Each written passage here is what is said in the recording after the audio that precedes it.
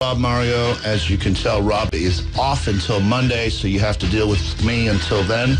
I want to welcome in John Gilstrap. John, good morning. Thanks for joining me on this cold.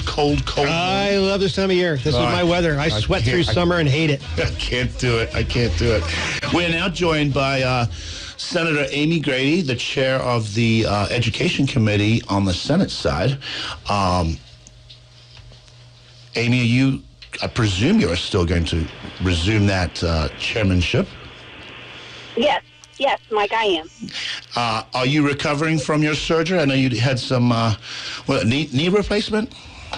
I did. I had total knee replacement 2 weeks ago, and I'm recovering. Good. Everybody's telling me that I'm doing very well and ahead of schedule, but I feel like it's going slower than I want it to. So I've heard I don't like being down. So I heard the pain on that one is pretty high.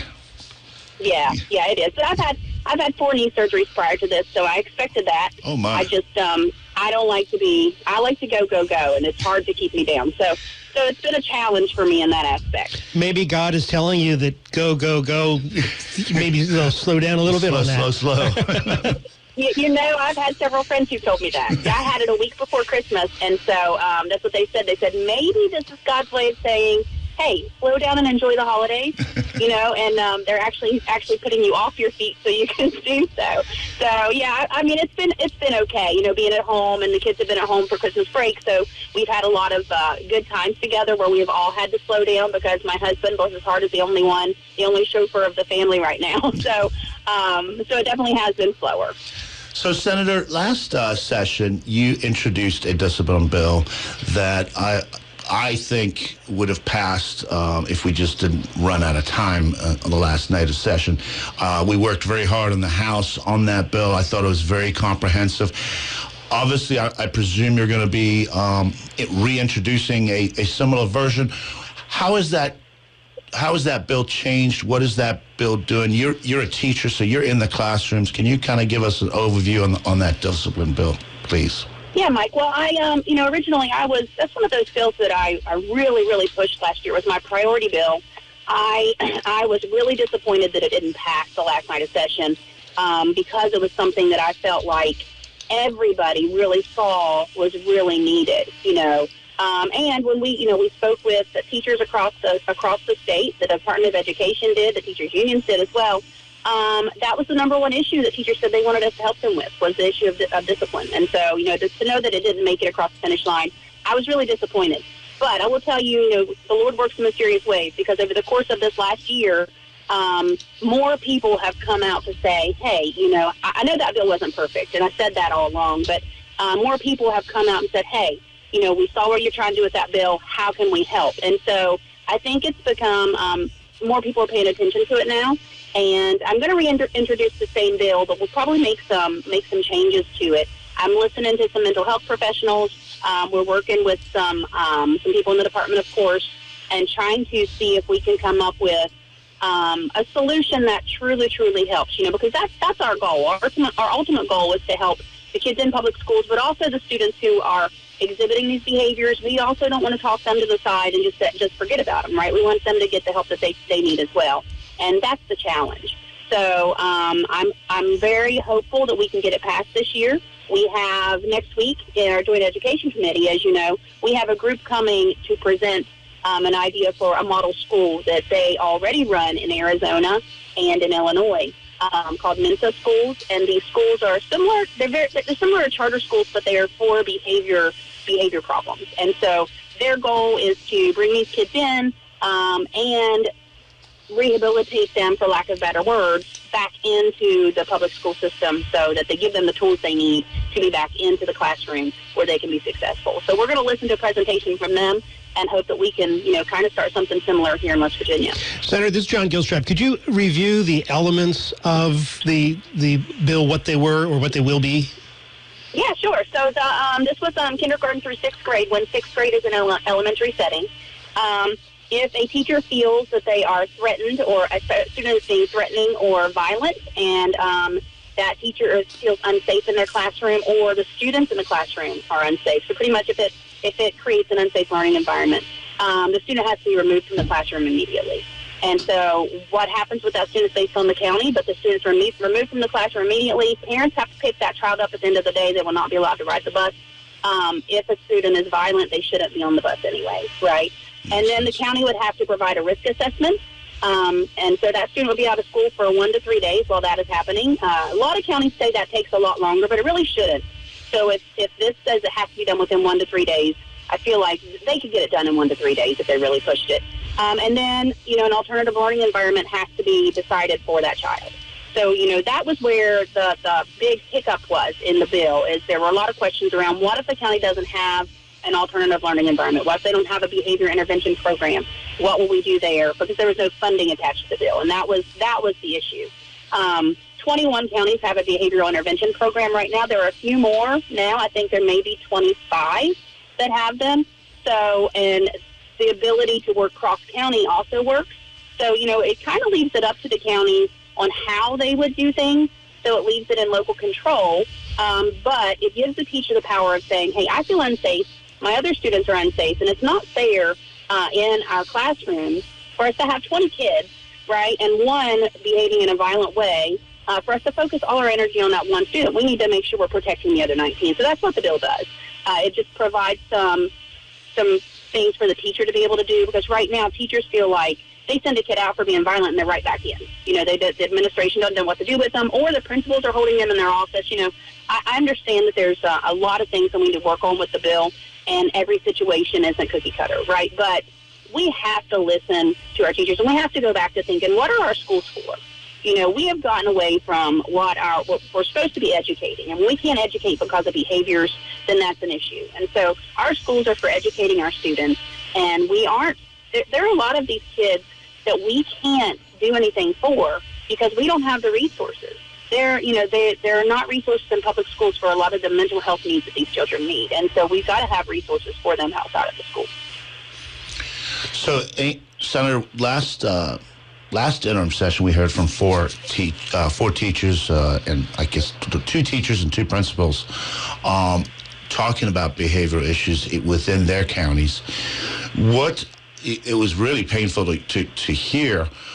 How do we give them the resources without actually attaching funds to this bill?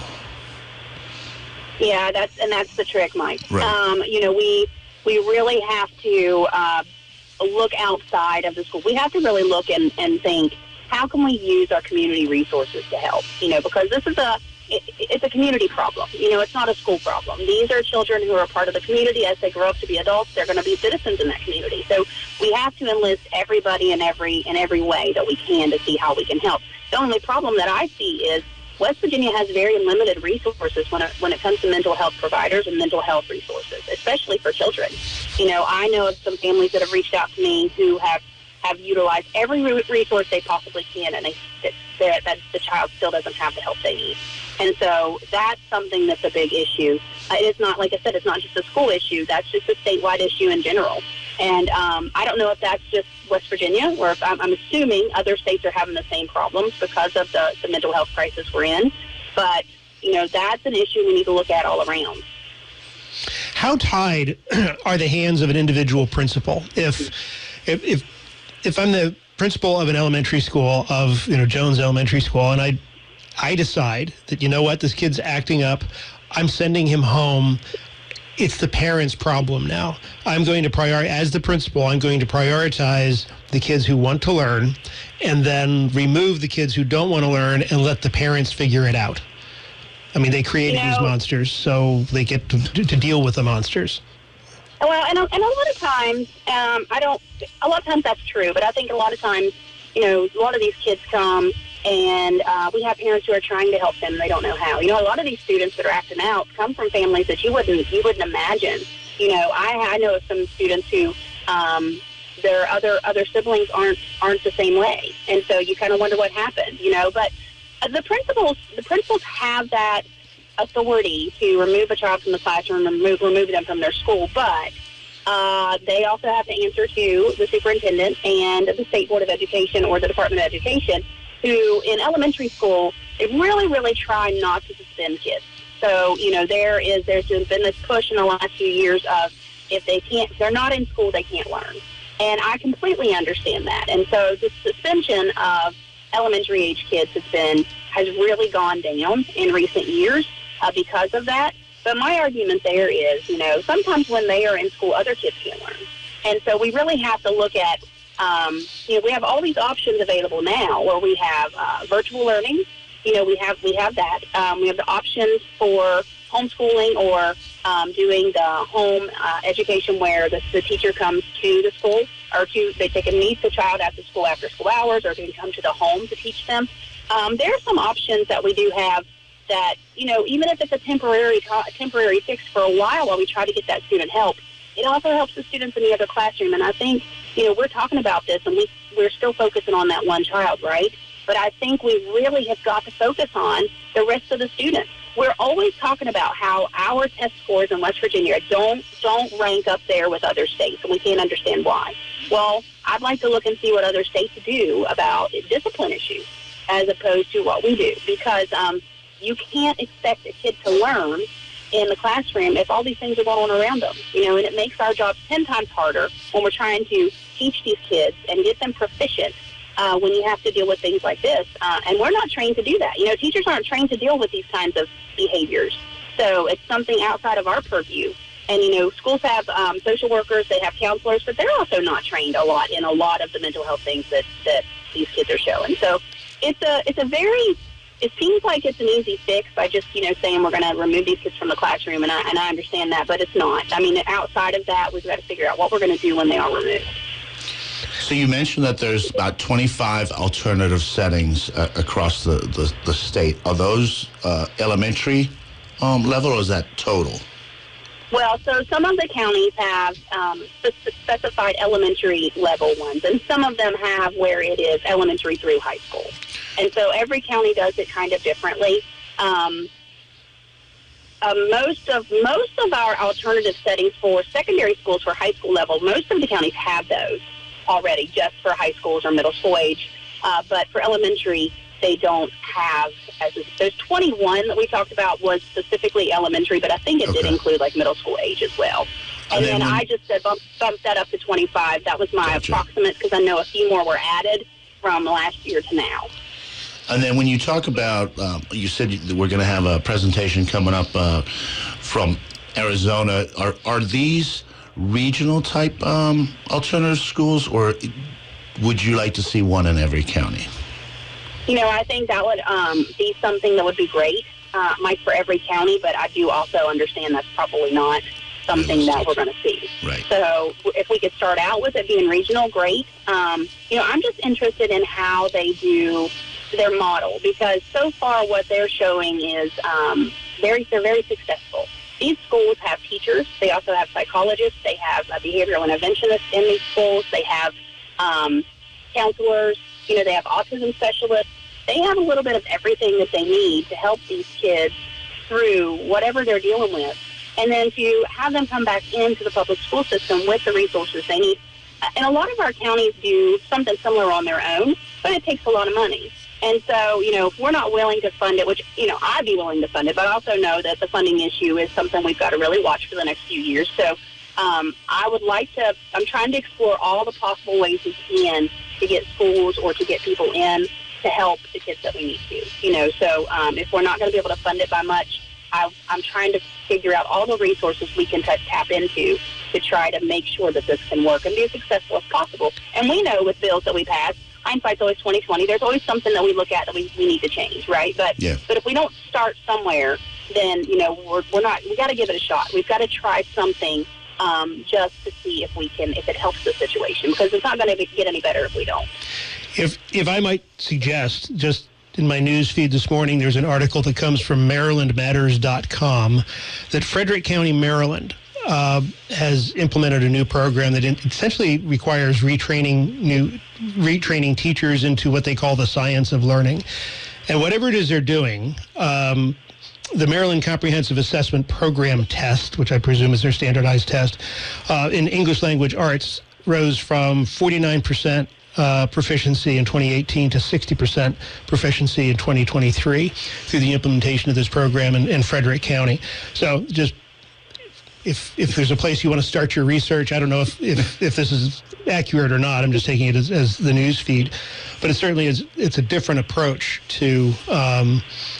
It goes into the science of learning as opposed to the science of teaching, which is kind of interesting. Yeah.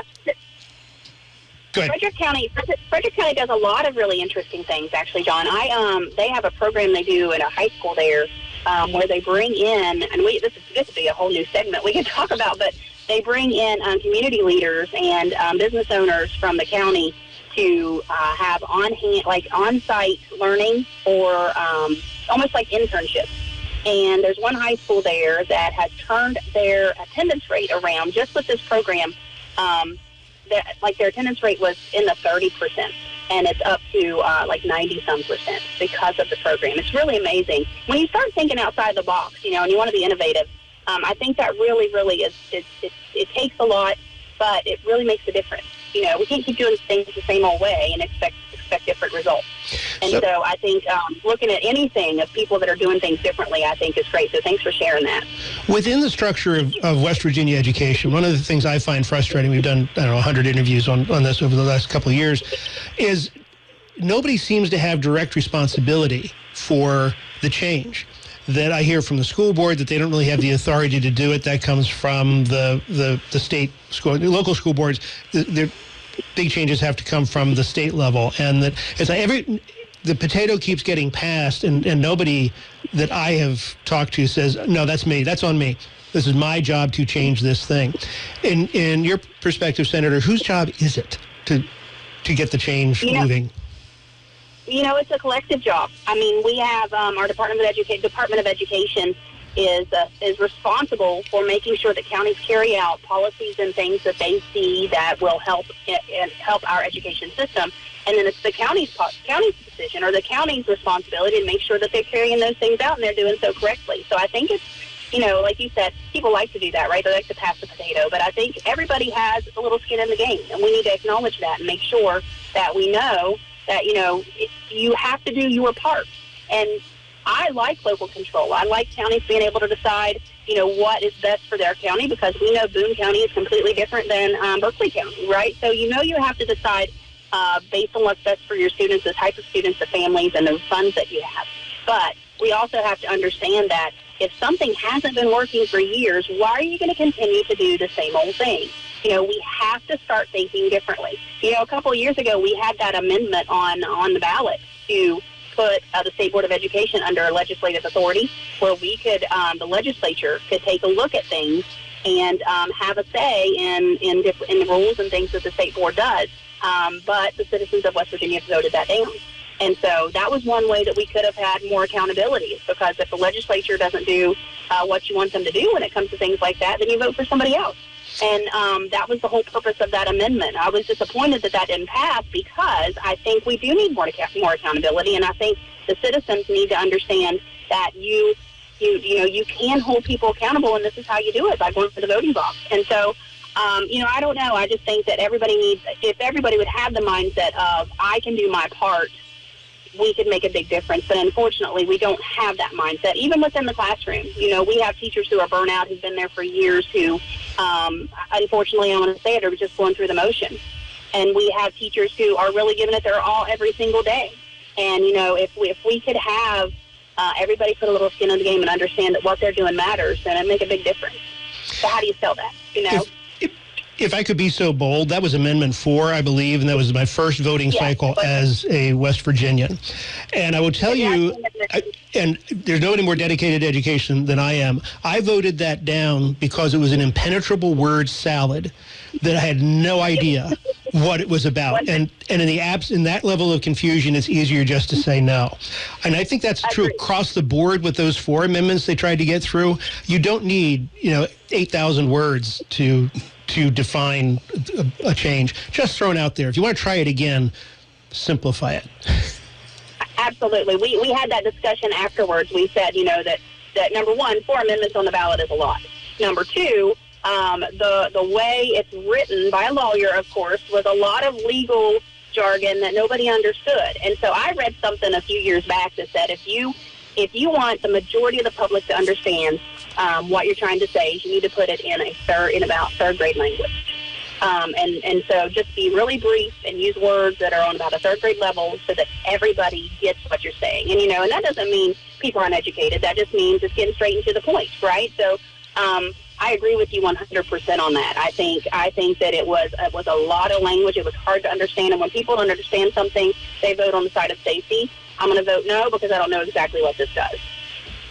So switching gears a little bit, Senator, with declining population or declining enrollment in West Virginia in schools, how do we adjust or how do we fix the great elephant that is the school aid formula? And I only have 3 minutes for you to solve that problem. Oh, gracious. Well, I've been working on it for about a year, Mike, and I haven't gotten there yet. Yeah. So, that school aid formula hasn't been touched, really revamped since like 1993, I think was the last time. We've touched little parts of it here and there to make changes, but to really look at it, 1993, that's a long time ago. And if you think about it now, the needs of our schools right now are completely different than they were in the early 90s. And so it would be silly for us to not really revamp that school aid formula so that our counties have what they need because of the vast differences. And I dove into that. I'm such an optimist. It's a blessing and a curse. But I dove into it saying, I'm going to get this taken care of. And here I am a year later still scratching my head on. Because when you change one thing, it changes another. And then, there are 7 steps, but there are about 25 steps within those 7 steps. And so it's very confusing. And I think it needs to be more streamlined and more student-centered.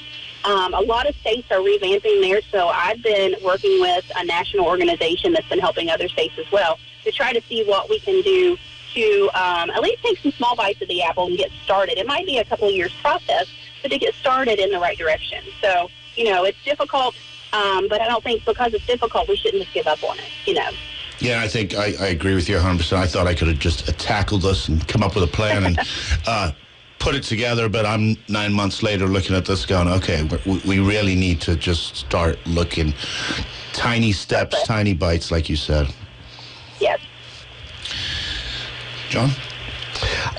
I want to go back to got about a minute. The discipline issues. Do the charter schools have the same problems as the non-charter schools, discipline-wise?